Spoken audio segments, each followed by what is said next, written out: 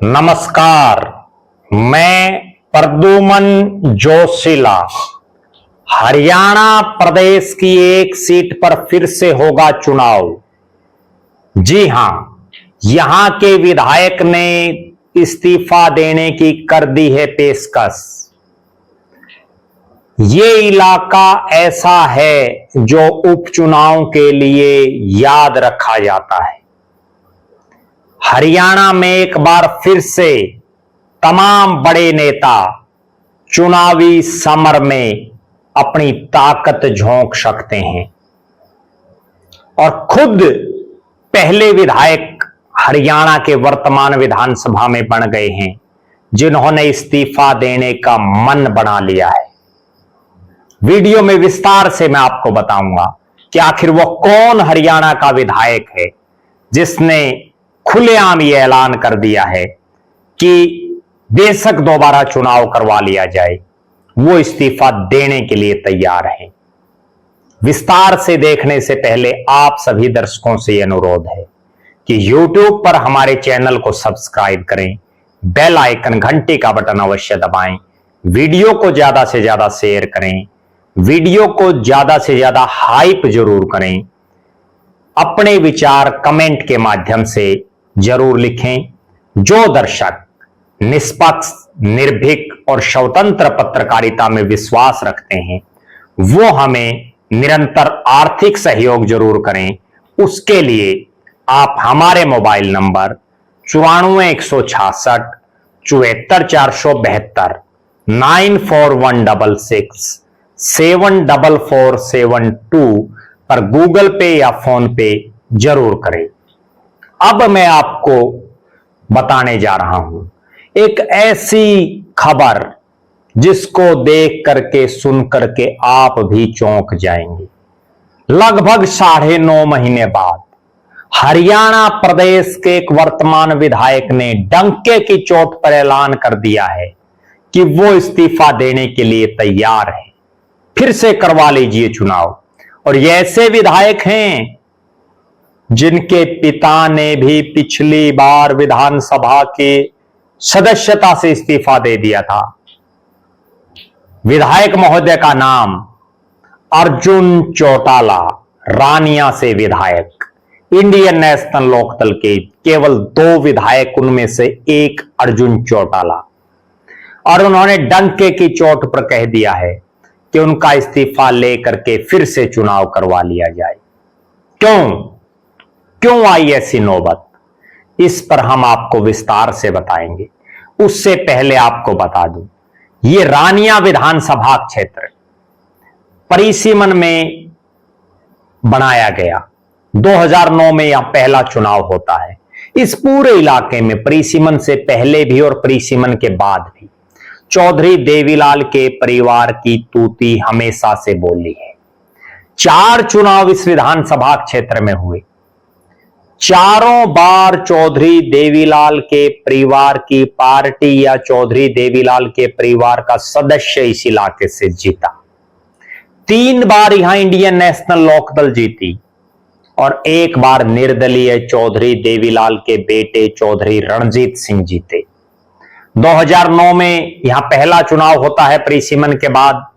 कृष्ण कंबोज, कोई बहुत जाना पहचाना चेहरा नहीं, उनको इंडियन नेशनल लोकदल चुनावी मैदान में उतारती है और कृष्ण कंबोज यहां से पहले विधायक बनते हैं। उसके बाद दूसरा चुनाव यहां होता है 2014 में और यहां से रामचंद्र कंबोज विधायक बनते हैं। वो भी कोई बहुत जाना पहचाना चेहरा तब तक इस इलाके में नहीं था, इंडियन नेशनल लोकदल के प्रत्याशी। तीसरा चुनाव यहां 2019 में होता है। चौधरी रणजीत सिंह, चौधरी देवीलाल के बेटे, निर्दलीय चुनाव लड़ते हैं और चुनाव जीत जाते हैं। और बड़ा गजब संयोग, तमाम बड़ी पार्टियों के नेताओं की जमानत जब्त होती है इस चुनाव में। चौथा चुनाव 2024, चौधरी देवीलाल के पड़पोते, इंडियन नेशनल लोकदल के प्रत्याशी अर्जुन चौटाला यहां से चुनाव जीतते हैं। चुनाव जीतने के बाद 9.5 महीने तक कोई बहुत बड़ी हलचल इस इलाके में नहीं हुई। हां, कांग्रेस प्रत्याशी सौमित्र कंबोज ने इस चुनाव का जो परिणाम आया, जो उसकी काउंटिंग हुई, उसको कहीं ना कहीं चैलेंज करने का काम किया। तब यह सीट चर्चा में आई। अब 9.5 महीने के बाद गोपाल कांडा का एक बयान आता है कि खट्टर साहब के कहने से, मनोहर लाल खट्टर के कहने से अभय सिंह चौटाला के बेटे अर्जुन चौटाला की उन्होंने मदद की और उस मदद की वजह से अर्जुन चौटाला चुनाव जीते हैं, वरना अपने पिता अभय सिंह चौटाला की तरह हार जाते। और यह बयान क्यों आया? क्योंकि उससे पहले अभय सिंह चौटाला कई बार सार्वजनिक प्लेटफॉर्मों पर बात कर चुके हैं कि अगर वो गोपाल कांडा से समझौता ना करते तो एलनाबाद से चुनाव जीतते। गोपाल कांडा से समझौता करना उनकी सबसे बड़ी कमी रही। खुद अभय सिंह चौटाला ने माना है, सबसे बड़ी गलती माना है। पहले पिता अभय सिंह चौटाला की बयानबाजी, फिर पुराने लोकदली गोपाल कांडा की बयानबाजी, और उसके बाद तुरूप का इक्का चला अर्जुन चौटाला ने। उन्होंने ललकारा गोपाल कांडा को और कहा, इस्तीफा ले लो, कराओ फिर से चुनाव, पता चल जाएगा कि क्या होगा चुनावी परिणाम। अब रानिया की जनता इंतजार कर रही है कि विधायक महोदय क्या अपनी बात पर खड़े रहते हैं, क्या वो भी अपने पिता अभय सिंह चौटाला की तरह दरियादिली दिखाते हैं, जिन्होंने 13 महीने चले देश के बहुत बड़े किसान आंदोलन में इस्तीफा देने वाले पूरे देश के इकलौते सांसद विधायक, इकलौते वो बने। उसके बाद उपचुनाव भी हुआ इलाहाबाद में। अभय सिंह चौटाला ने चुनाव लड़ा, उपचुनाव जीत गए, लेकिन जब मुख्य चुनाव आया तो उन्हीं अभय सिंह चौटाला को चुनाव हरा दिया गया। इस तरह से अब क्या अपने पिता इतनी हिम्मत दिखा पाएंगे अर्जुन चौटाला? जब से अर्जुन चौटाला का यह बयान आया है, रानिया की जनता ईडी ठा करके बाट देख रही है। और अगर अर्जुन चौटाला अपनी बात पर टिकते हैं, अगर वो इस्तीफा देते हैं, तो दूध का दूध और पानी का पानी हो जाएगा। पता चल जाएगा गोपाल कांडा का कितना वजूद है इस इलाके में। पता चल जाएगा कि अभय सिंह चौटाला, अर्जुन चौटाला और इंडियन नेशनल लोकदल का क्या वजूद है इस इलाके में। और यह भी पता चल जाएगा कि चुनाव हारने के बाद कांग्रेस में कितना दमखम और बचा है। और सबसे बड़ा इस बात का भी पता चलेगा कि चौधरी देवीलाल के बेटे रणजीत सिंह चौटाला आज किस पायदान पर हैं।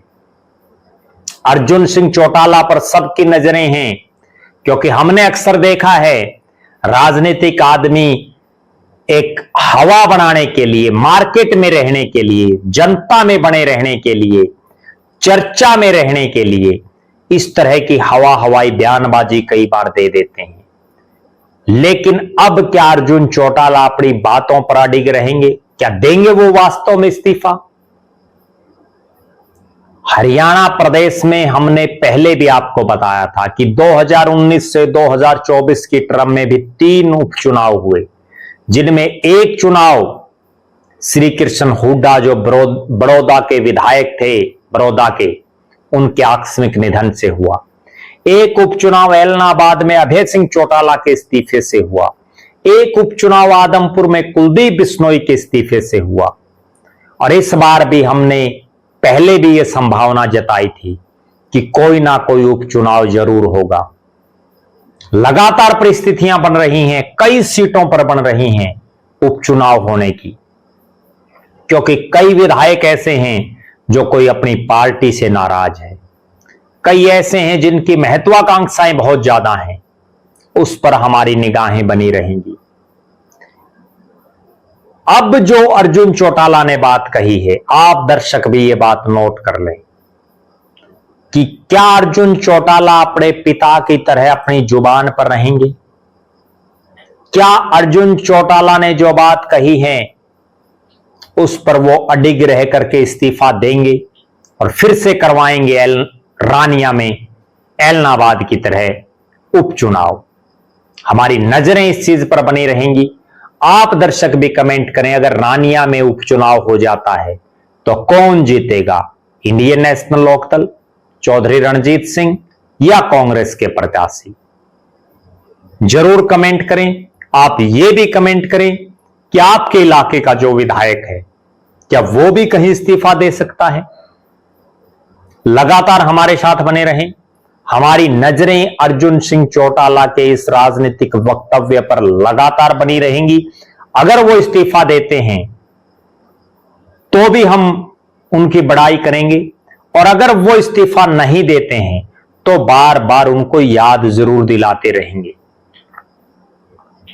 आप हमारे साथ जुड़े रहें। हमारे फेसबुक पेज को लाइक और फॉलो करें, यूट्यूब पर चैनल को सब्सक्राइब करें, बेल आइकन घंटे का बटन अवश्य दबाएं, वीडियो को ज्यादा से ज्यादा शेयर करें, वीडियो को ज्यादा से ज्यादा हाइप करें, अपने विचार कमेंट जरूर करें।